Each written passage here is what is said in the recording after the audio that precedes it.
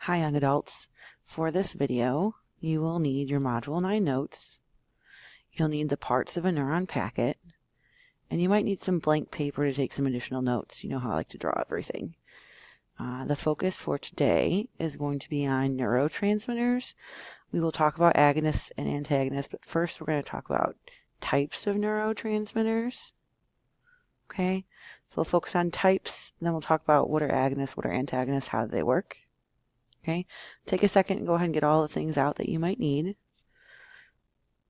And when you're ready, we're going to start with this question, right? So the question is, how do nerve cells or neurons communicate with each other, right? So I have out my parts of a neuron packet, and we're going to flip to page 4. Okay, so on page 4, it's the back side. And it looks like this. Okay. So I had asked kind of on that note card, how do nerve cells communicate with each other? And the answer is through neurotransmitters, right? Two neurons never actually touch. So in order for one message to go from a sending neuron to a receiving neuron, it has to cross the synapse. Okay. So I'm just going to zoom in. So we talked about how the action potential comes down from the sending neuron. So this is your sending neuron. This is your action potential. Okay. Comes down the sending neuron. It's going to activate these sacs. Those are vesicles. And those vesicles are containing neurotransmitters. And once again, neurotransmitters are chemicals. Okay. So it's going to activate, the action potential is going to activate the vesicles that have neurotransmitters inside them. Those sacs are going to move down towards the synaptic gap, right? The gap is the distance between the sending neuron and the receiving neuron, okay? So those neurons are going to cross the gap, and they can potentially latch on to the receiving neuron. Okay, so down here it says neurotransmitters carry messages from a sending neuron across the synapse to the receptor sites on the receiving neuron. And the idea is typically neurons only respond to one or two specific neurotransmitters. It's not like all neurotransmitters are found at all neurons. So typically neurons, there's one or two neurotransmitters it responds to. Okay, and the idea is that each one of these neurotransmitters are chemicals, and they have a very specific shape, right? So not every neurotransmitter can fit in the shape of the receiving neuron's spot, if you will. Okay, so if you look over on the top of this page, it's talking to you about how this is the receptor site of the receiving neuron. Right? So it's trying to show you, if you were to take this and zoom in, it's trying to show you what this site looks like. Okay? So if this is the receptor site, this would be the neurotransmitter molecule. And I want you to think about how the neurotransmitter and the receiving neuron, it's meant to fit like a lock and key. Right? So it's very specific in terms of the shape that it's going to accept. Okay, so this would be a neurotransmitter molecule. Let's say, in this case, let's say it's like serotonin. Right? So serotonin is a chemical. This would be potentially the shape of the chemical. So, two squares, one part of a triangle. And the receiving neuron, it fits exactly there. If we were to talk about dopamine might be, 3 squares. So it's not going to fit in the actual gap. Once this neurotransmitter binds at the receptor site, you can see it's kind of a perfect match. The neurotransmitter molecule fits the receptor site on the receiving neuron, just like it fits a lock and a key. Once enough of these bind to the receptor site, it would then stimulate an excitatory impulse in this receiving neuron, and then it would continue the process, right? This is part of the receiving neuron dendrites. It would go to the cell body, down the axon, terminal buttons, and it crosses the synapse, and it keeps going. Okay, so this is the idea of a neurotransmitter fitting exactly into the receptor site. And as we talked about before, after the neurotransmitter binds in the receptor site, it will float back across. It will float back across the synapse into the sending neuron in a process called reuptake. Okay. What I'm going to do now is we need to quickly go over all of our different types of neurotransmitters. The AP exam loves neurotransmitters. You can guarantee some of these will be on your AP exam. So I asked you in class to make sure that you had this chart that was in your book put into your journal. So I have the chart printed out here, and we're just going to quickly go through some of these neurotransmitters. These are some of the main ones. So we will start with acetylcholine. So acetylcholine is known as ACH. Typically speaking, in terms of function, it's going to enable muscle action. So ACH is going to be a big part of motor neurons. We'll talk in a little bit about different types of neurons. One of the types of neurons are motor neurons. And so motor neurons, the neurotransmitter that they respond to, is ACH. So when ACH crosses from the sending neuron to the receiving neuron, it will tell you, which eventually will connect to a muscle, it will tell those muscles to contract. So the big one for ACH is enabling muscle action. It's also influences learning and memory. You'll notice that some of these are going to overlap with each other. ACH is linked to Alzheimer's, right? So people, once again, there's a correlation here. We don't know if it's causation, but with Alzheimer's disease, ACH producing neurons typically deteriorate.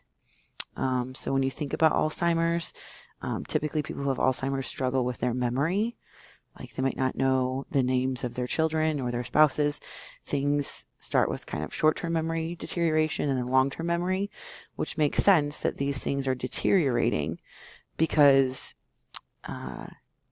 ACH is linked to memory, right? So typically people who have Alzheimer's, they struggle with their memory. And so if they're missing ACH producing neurons, it would make sense that that's why they're struggling with their memory. Okay. Another important neurotransmitter is dopamine.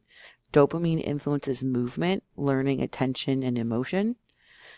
In terms of examples of malfunctions, if you have too much dopamine at receptor sites, too much dopamine is linked to schizophrenia. Once again, it's not saying that too much dopamine causes schizophrenia, but when you do brain scans of individuals who suffer from schizophrenia, their brains are very overactive at dopamine receptor sites. If you don't have enough dopamine, if your brain is starved of dopamine, the brain produces tremors and decreased mobility of Parkinson's disease. Parkinson's disease is a disease typically where you have uncontrolled movements. You see it a lot of times with like shaking of the hand. That's why I'm doing that. Some famous actors, a big Michael J. Fox, I don't know, he was in the Back to the Future. He has Parkinson's. There are medications that you can take that help stimulate dopamine to try and control the tremors. But typically, Parkinson's, you'll see the tremors in terms of uncontrolled movements of the hands and feet. Okay. Serotonin is a really important one as well. It affects mood, hunger, sleep, and arousal. All of those ideas are linked to depression. So typically speaking, people who are depressed do not have enough of serotonin. And when you think about sometimes when people are depressed, it affects their mood. Obviously, it's depression. It's a mood disorder. Hunger. Sometimes people who have depression, they eat a lot or they don't ever eat. Same thing with sleep. They might sleep a ton or they may hardly sleep at all. And level of arousal is talking about your level of alertness. So serotonin, if you don't have enough, it's linked to depression. There are some popular drugs that people will take, antidepressants. One of those would be Prozac. So Prozac, other antidepressant drugs, they're meant to try and increase your levels of serotonin to decrease your depression. Norepinephrine is related to alertness, which is part of your level of arousal. Not having enough can depress your mood. That takes us to GABA. GABA is a major inhibitory neurotransmitter, which is inhibitory is saying like stop. And not having enough of it is linked to seizures, tremors, and insomnia. And the last one is glutamate. It's a major excitatory neurotransmitter involved in memory. Too much glutamate can overstimulate the brain, which can produce migraines and seizures, which is why some people avoid MSG. MSG stands for monosodium glutamate. So if you have too much monosodium glutamate, which is in food, you can see it on labels, MSG, it's overstimulating your brain, which can lead to migraines and seizures. So some people who go see doctors for migraines and seizures, the first thing they're going to do is adjust their diet to try and avoid MSG. Okay, so that's kind of an overview of all of your neurotransmitters. This should be something that you have in your notes. Okay, we're going to go back to our neuron packet that looked like this. Okay, so when we're looking at this neurotransmitter, right, this idea of the neurotransmitter, we're looking over here, we're talking about different types of neurotransmitters. So here was the idea that this is a neurotransmitter, let's say serotonin, it fits perfectly in the receiving neuron. Not all neurotransmitters do that. So I'm going to write the question at the top, and I would recommend that you do this as well. It is, how do other chemicals affect the brain? How do other chemicals, and essentially you can think of chemicals or drugs, right? So how do other chemicals affect the brain? And the way they affect the brain is through neurotransmitters, right? So the answer is neurotransmitters. So different drugs interact with different receiving sites of neurons, right? Some of those drugs mimic the neurotransmitters. So they pretend like they're the neurotransmitter, which would cause that receiving neuron to fire. Some drugs or chemicals will sit at the receiving site and not move, which means the actual neurons can't get in to do their job. Okay, so we're going to talk about two terms, and the first term is an agonist. Okay, an agonist is a molecule or drug, however you want to phrase it, molecule, drug, that mimics the effect of neurotransmitters. And once again, different drugs are going to affect different types of neurotransmitters. Okay? If it's going to mimic the effect of a neurotransmitter, that means it's going to make it more likely the next neuron will fire, as in continue and generate an action potential. So an agonist is any molecule or drug that mimics the effect of a neurotransmitter. It's going to make it more likely the receiving neuron is going to fire. I'll go over here to the side. An antagonist is a molecule that blocks the receptor site. Okay, and the idea here, and this is the things I'm starring are probably the most important pieces here, right? It's blocking the receptor site, but the main idea is it makes it less likely the receiving neuron will fire, as in generate an action potential. Right? Less likely. So we've got our agonist and we've got our antagonist.